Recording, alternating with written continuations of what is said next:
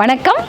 இன்றைக்கி நாம் ஒரு முக்கியமான விஷயத்தை பற்றி பேச போகிறோம். என்னன்னு பார்த்தீங்கன்னா சேமிப்புன்றது உங்களுக்கு என்ன ஞாபகத்துக்கு வரும்? நம்ம ஆல்ரெடி சேமித்ததெல்லாம் உங்களுக்கு ஞாபகத்துக்கு வரும் இல்லையா?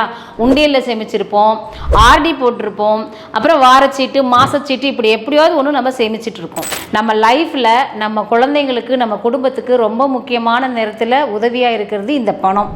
இதை நாம் தினமும் ₹1 வீதம் எடுத்து வச்சோம் அப்படின்னா 365 நாளைக்கு 365 ரூபாய் சேமிக்கலாம். இது ஒரு விதம். இன்னொரு விதம் பார்த்தீங்க அப்படின்னா, ஒரு நாளைக்கு ₹1, 2வது நாள் ₹2, 3வது நாள் ₹3 இப்படி எடுத்து வச்சோம் அப்படின்னா 365 நாளைக்கு தோராயமாக ஒரு 68,000 வந்து சேமிப்பாக நமக்கு அது இருக்கும். இது வந்து நமக்கு ரொம்ப ரொம்ப ஹெல்ப்ஃபுல்லாக இருக்கும். நம்ம இன்சூரன்ஸில் எப்படி சேமிக்கலாங்கிறத பார்க்கலாம். அதாவது மாதமோ அல்லது வருடத்துக்கு ஒரு முறையோ நம்ம இன்சூரன்ஸில் முதலீடு செய்யணும். அந்த முதலீடு வந்து சேமிப்பு மட்டும் கிடையாது. நம்ம குடும்பத்தில் மருத்துவ உதவிக்கும், ஹெல்த் இன்சூரன்ஸ் கூடவே பார்த்திங்கன்னா விபத்து மற்றும் ஆயுள் காப்பீடு, இப்படி நிறைய விஷயங்கள் இருக்குது.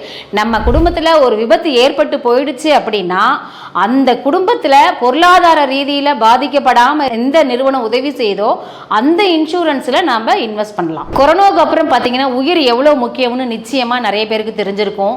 நிறைய பேர் கொரோனாவில் இறந்து போய் அந்த குடும்பம்லாம் வந்து நிர்கதியாக நின்று இருக்கு.